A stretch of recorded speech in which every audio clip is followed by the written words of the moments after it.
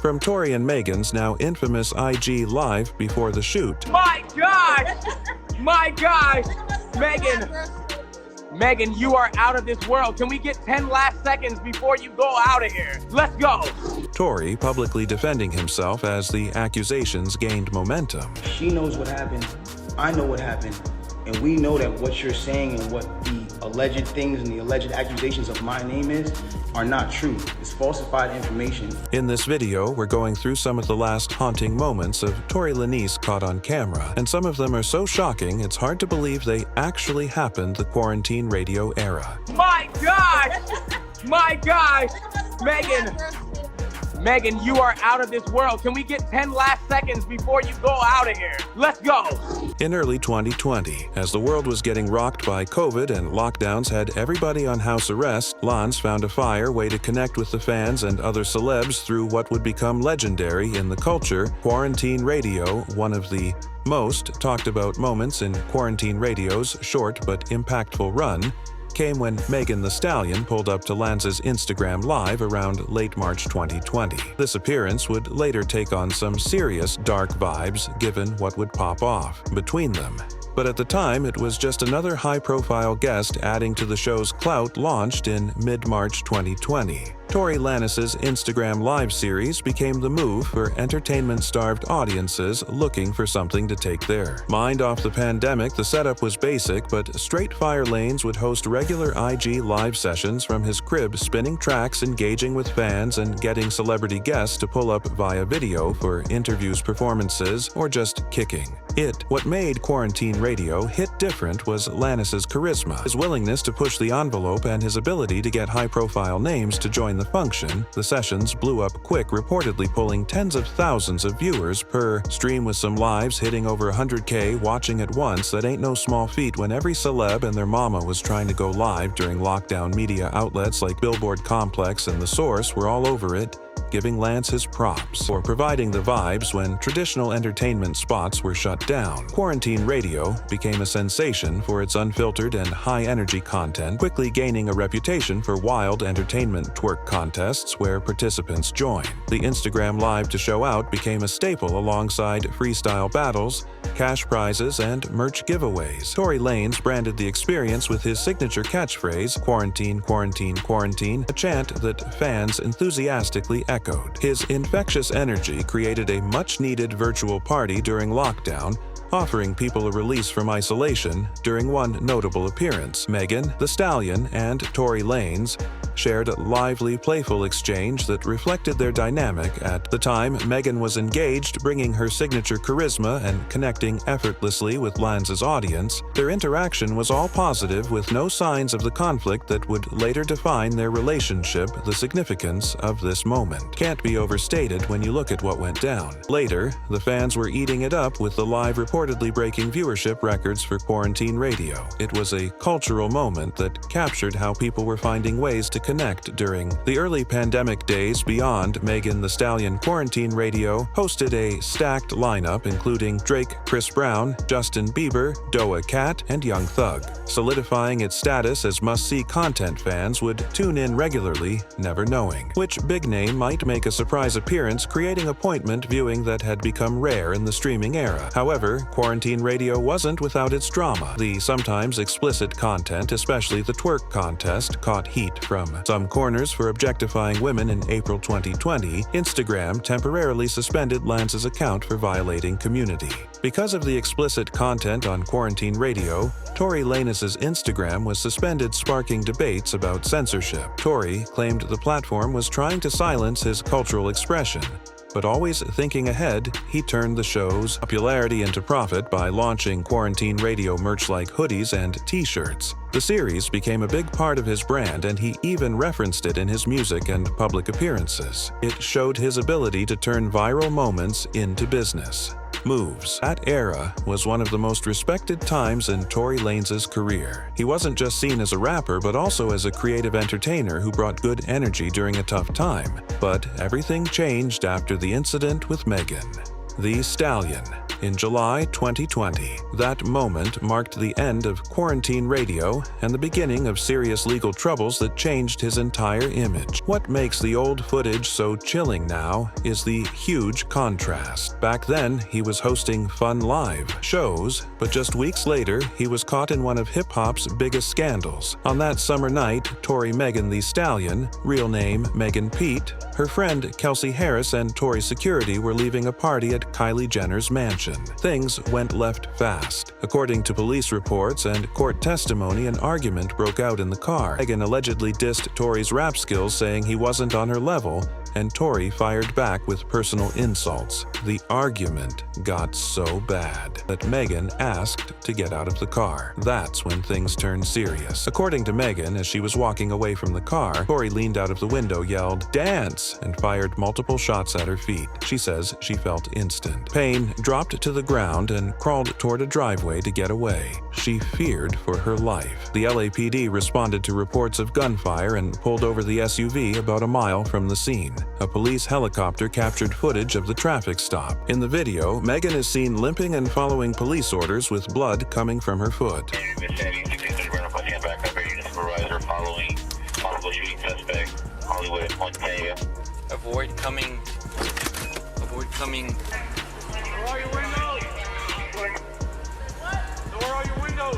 During the stop, police found what they described as a warm-to-the-touch burner inside the vehicle, leading to Lance's immediate arrest on a charge of carrying a concealed weapon in a vehicle. Notably, at this point, Megan didn't immediately point the finger at Lance, as the shooter instead telling police she had injured her foot by stepping on broken glass. She would later explain this decision came from fear of potential police violence against Black people, especially given the heightened tensions following George Floyd's murder in May 2020. Following his arrest, Lance posted the $35,000 bail for the weapons charge, but this was far from the end of the drama. What makes this incident particularly significant isn't just the alleged shooting, but the digital trail of evidence and testimony that would follow. Much of it played out in front of the world on social media. One of the most damning pieces of evidence would later surface in the form of a recorded jail phone call Lanez made to Kelsey Harris just hours after the incident, while Megan was still in the hospital. In this call, which would become a key element of the prosecution's case, Lanez expressed regret and blamed his actions on being twisted. So drunk, just didn't even understand what the fuck went on, bro. Like, whatever. Yeah. But, you know, regardless, that's not gonna make anything right.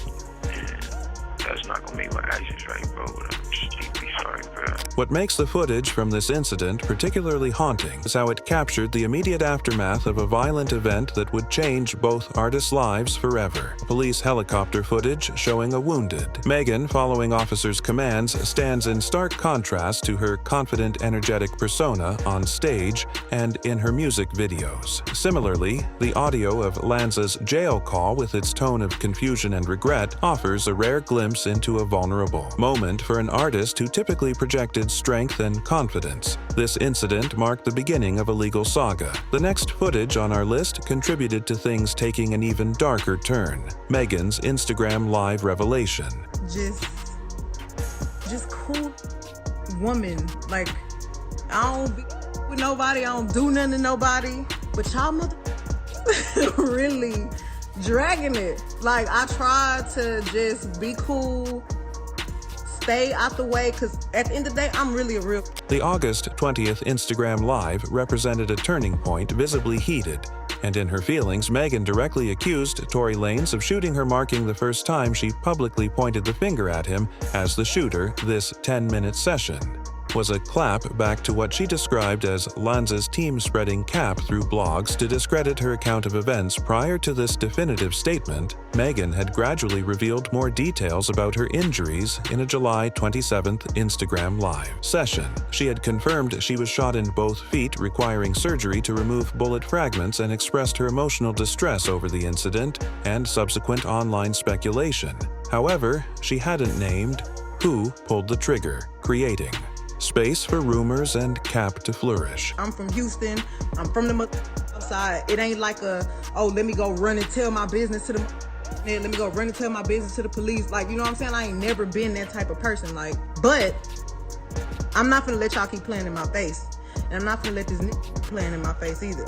So, since y'all hoes so worried about it, yes, this Tory shot me. In the live, Megan provided a play-by-play of the night, stating there were 4 people in the SUV herself, in the front passenger seat, Lance in the back, her homegirl, Kelsey Harris, also in the back, and Lanz's security driving. She described an argument that broke out her decision to exit the vehicle and the shocking moment. When Lenz allegedly shot her as she walked away, a particularly significant aspect of this Instagram live was Megan's explanation for her initial reluctance to tell police about the shooting. She cited fears of police violence against black people, especially given the heightened tensions following George Floyd's killing earlier that year. This kept it real about her decision, highlighting how considerations of race and policing influenced her actions in the immediate aftermath of the shooting. The police was literally killing black people for no reason.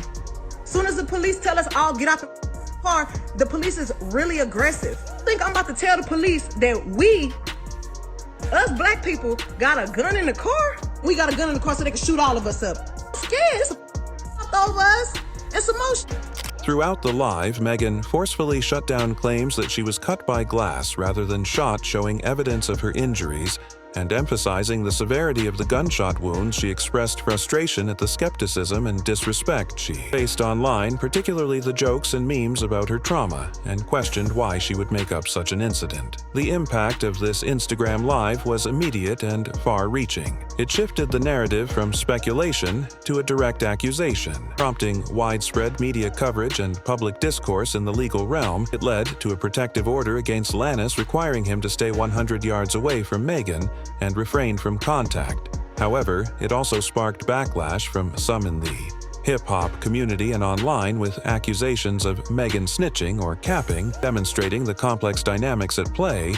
What makes this footage especially haunting isn't just the accusation, a woman publicly calling out an industry peer for violence, but the sheer emotional weight behind it. Megan's frustration, pain, and unwavering resolve are on full display, offering a raw glimpse into the human impact beyond the headlines and social media debates. Yet this very footage would soon ignite an internet battle, sparking heated discussions across platforms, something we'll explore next: Tory's denial and album release. She knows what happened. I know what happened.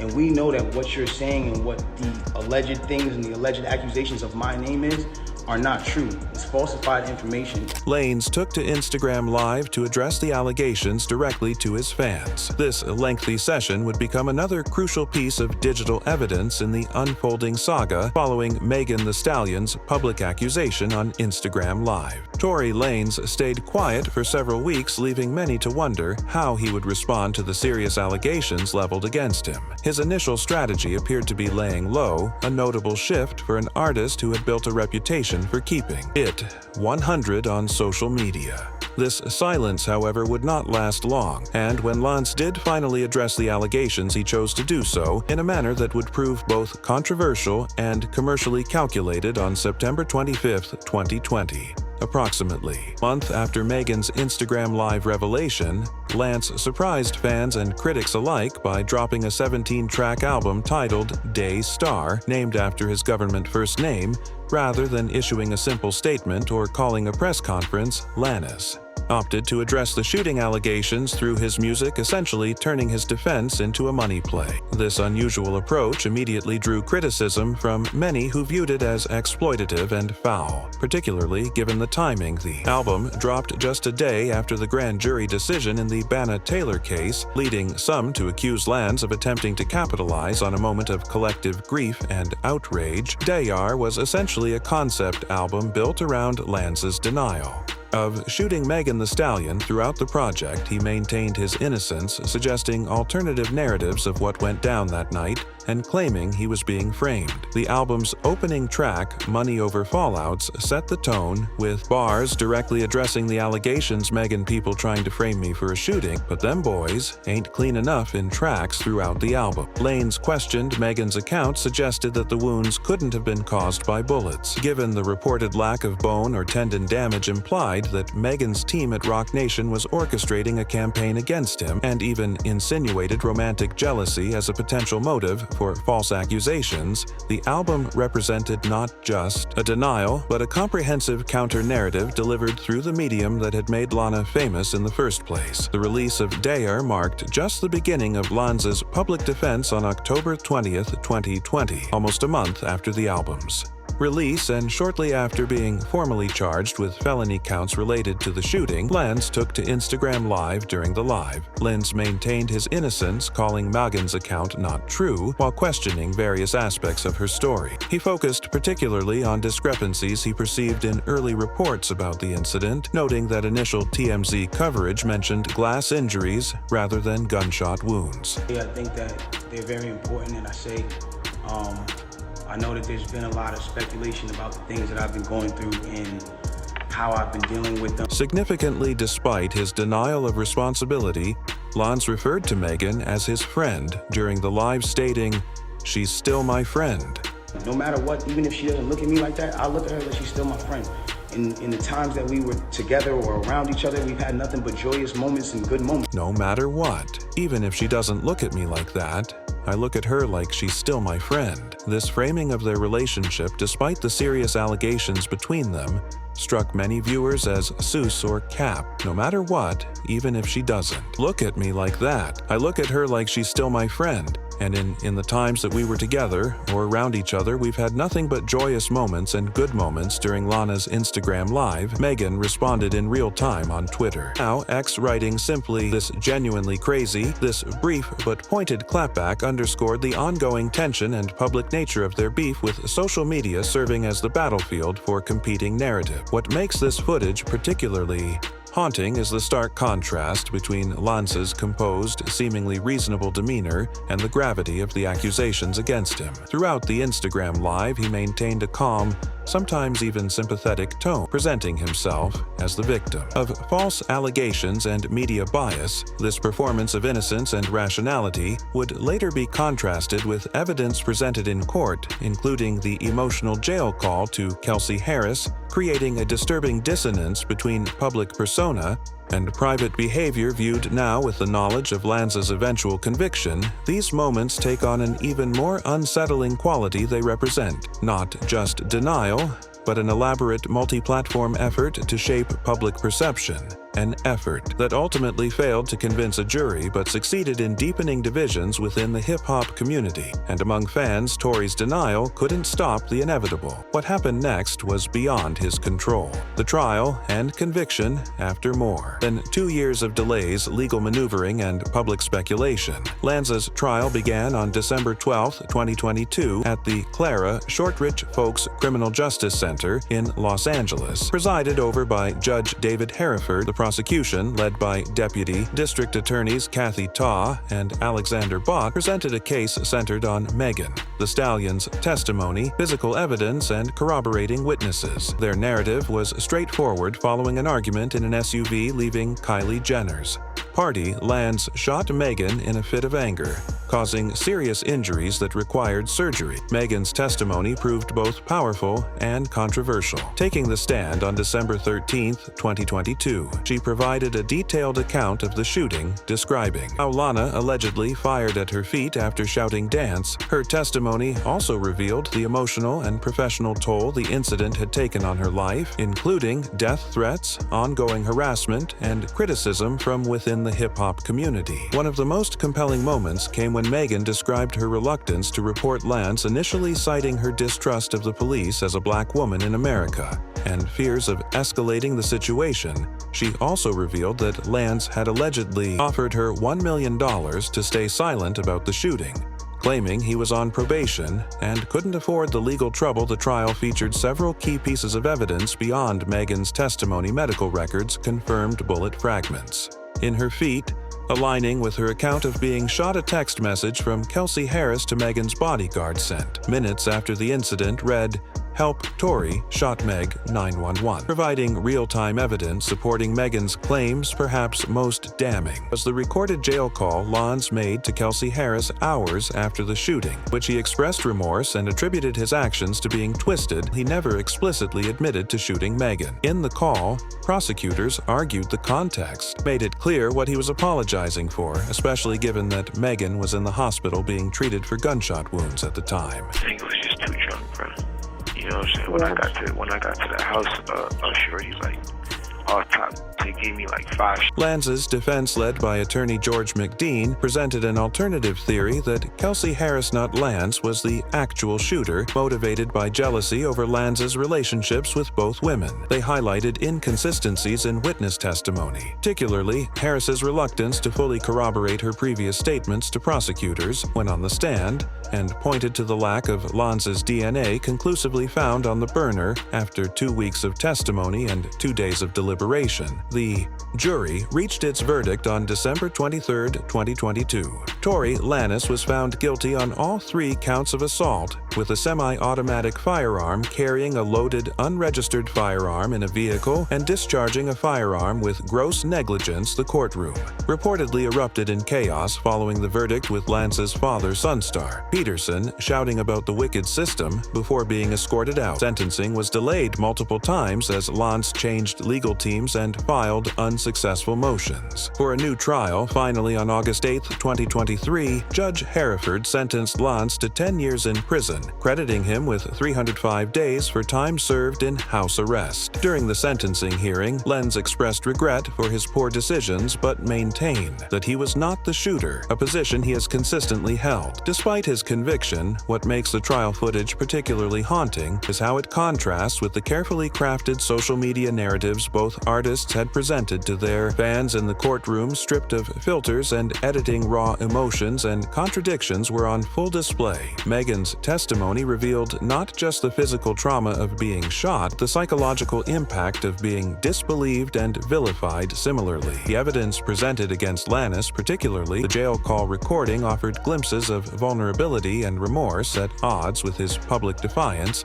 despite his circumstances. Tory held on to hope until that hope took a drastic turn. Prison recordings. The footage, which TMZ called haunting, opens with Lanez going hard with his verses for an upcoming project. We see Brockton phone to his ear, delivering his rhymes with that signature intensity in what looks like a common area of the prison. Lanez is in his bag, seemingly unbothered by his surroundings, completely zoned into his craft, despite being locked down at the California Correctional Institution in Tehachapi. Tory Lanez has found ways to maintain his artistic grind and public presence, demonstrating remarkable hustle and ingenuity in the face of significant constraints. Perhaps most notable among these efforts is his 8th studio album, Peterson, dropped on March 7, 2025. Recorded entirely while behind bars, Peterson, named after Lanez's government, serves as a sequel to his 2020 album Daystar and represents a unique achievement in music production history. Lanez described it as the first ever in real-time prison album, highlighting the unprecedented nature of producing professional quality music within the restrictive environment of a max security prison.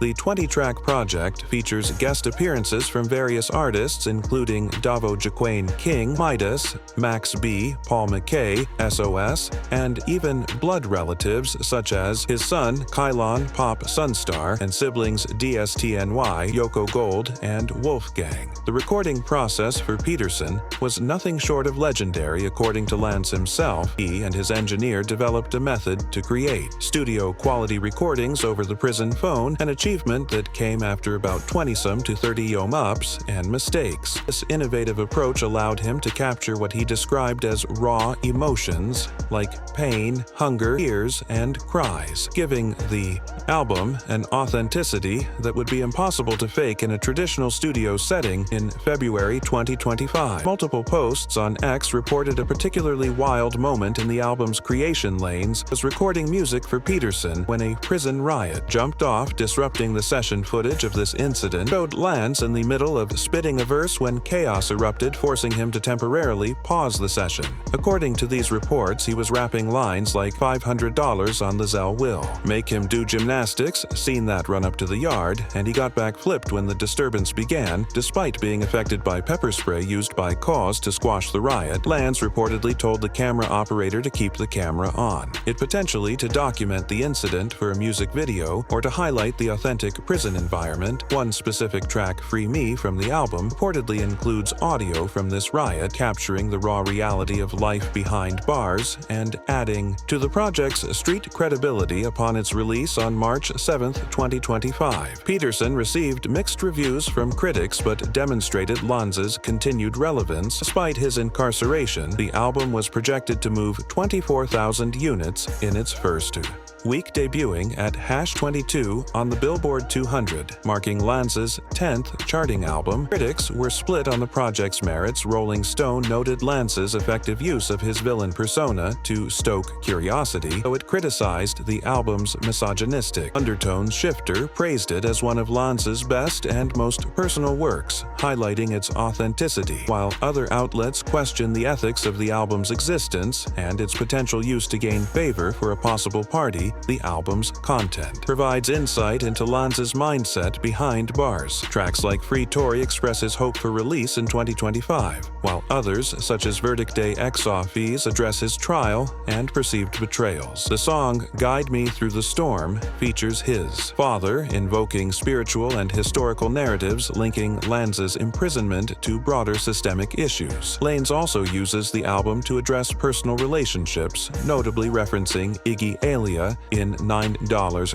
Amethyst and showing love to Chris Brown for financial support in TDFX LA County Jail. What makes the prison recordings and Peterson album particularly haunting is how they demonstrate Lanez's determination to maintain his artistic voice and public presence despite the significant constraints of incarceration. These recordings represent an unprecedented fusion of technology, creativity, and resilience, showcasing Lanez's refusal to be silenced by his circumstances. At the same time, they raise complex questions about the ethics of platform and potentially profiting from the work of convicted felons, especially in cases involving violence against women. We've reached the final item on our list. Brace yourself, because things only get darker from here. The prison stabbing incident. Apparently they were trying to downplay the fact that Tory's injuries were pretty much life-threatening. Apparently he was stabbed 14 times, 7 to the back, 4 to the torso, and 2 times to the head, and including one to the left cheek. The most recent and perhaps most disturbing chapter in Tory Lanez's ongoing saga popped off on May 12, 2025, when the incarcerated rapper was violently attacked by another inmate at the California Correctional Institution in Tehachapi, California. This shocking incident, which nearly had Lanez catching a body bag, added another layer of complexity to his already controversial narrative and sparked renewed debate about his case and conditions in the American prison system, according to official reports. In a statement posted on Lanez's verified Instagram account, the attack went down around 7:20 a.m. in a housing unit at CCI, where Lanez was confronted by fellow inmate Santino Casio. What followed was a brutal assault that left Lanez with 14 stab wounds, 7 to his back, 4 to his torso, 2 to the back of his head, and 1 to the left side of his face. The severity of the attack caused both of Lanez's lungs to collapse, requiring immediate emergency medical intervention. The alleged attacker, identified as 42-year-old Santino Casio, has a lengthy history of violent behavior both inside and outside prison walls, serving a life sentence with the possibility of parole for convictions including second-degree murder and first-degree attempted murder. Casio had previously been sentenced to additional time for violent incidents within the prison system. In 2008, he caught 6 years for assault by a prisoner with a deadly weapon, and in 2018, he was given 2 more years for possession. Or manufacture of a shank by a prisoner following the attack on Lanez. Casio was placed in restricted housing, pending an investigation by CCI's Investigative Services Unit, and the Kern County District Attorney's Office prison staff responded responded quickly to the attack, activating emergency protocols and providing immediate medical aid to Lanez. Due to the critical nature of his injuries, Lanez was airlifted to a civilian hospital in Bakersfield, where he was initially placed on a breathing apparatus. Haunting footage of Lanez being transferred from the helicopter to the hospital circulated online, providing a stark visual of the rapper in a vulnerable, life-threatening situation, a dramatic contrast to the competent persona he had cultivated. Throughout his career, one of the most notable aspects of this incident was the response from Lanez's family and legal team on May 14, 2025. Just 2 days after the stabbing, Lanez's father and representatives from Unite the People, a non-profit organization supporting his legal case, held a press conference in Los Angeles during this emotional gathering. They called for California Governor Gavin Newsom to pardon Lanez or commute his sentence, citing the stabbing as evidence of the dangers he faces in prison. The press conference took an unexpected turn when Lanez's legal team claimed to have new evidence in the Megan Thee Stallion shooting case. They referenced a statement from a man named Bradley James, who allegedly claimed to be the bodyguard of Kelsey Harris, a witness in the 2020 shooting, and stated that Harris let off the burner while Lanez attempted to knock it away. This claim has not been verified by authorities, and Megan Thee Stallion's attorney, Alex Spiro, promptly dismissed it, stating that Lanez's case was properly adjudicated by a jury. After over 2 years in prison without incident, Tory was stabbed 14 times just days after a major national news outlet reached out to Megan Pete's team, Kelsey Harris, and former DA George Gascon about a story on new evidence in this case. You don't have to believe in conspiracies to see the pattern. When evidence was about to come to light, Tory was nearly killed. The timing of the stabbing raised questions and fueled speculation. Lanez's legal team noted that the attack occurred just days after a major national news outlet had reached out to Megan Thee Stallion's team, Kelsey Harris, and former district attorney George Gascon about a story on new evidence in Lanez's case. While no direct connection has been established, this coincidence contributed to conspiracy theories among Lanez's supporters, some of whom suggested the attack might have been orchestrated to silence him. What makes this footage particularly haunting is how it captures Lanez at perhaps his most vulnerable moment, fighting for his life after a brutal attack, dependent on medical intervention and the care of others. The images of him being airlifted to the hospital, coupled with his father's emotional press conference, present a stark contrast to the confident, defiant figure seen in his music videos and social media posts. This vulnerability humanizes Lanez in ways that his artistic persona rarely allowed, forcing even his critics to confront the reality of his suffering. Thanks for rocking with me. If you thought this video was wild, make sure you peep those other bangers showing up on your screen right now. They're just as fire, no cap. I'll catch you in the next video. Stay woke.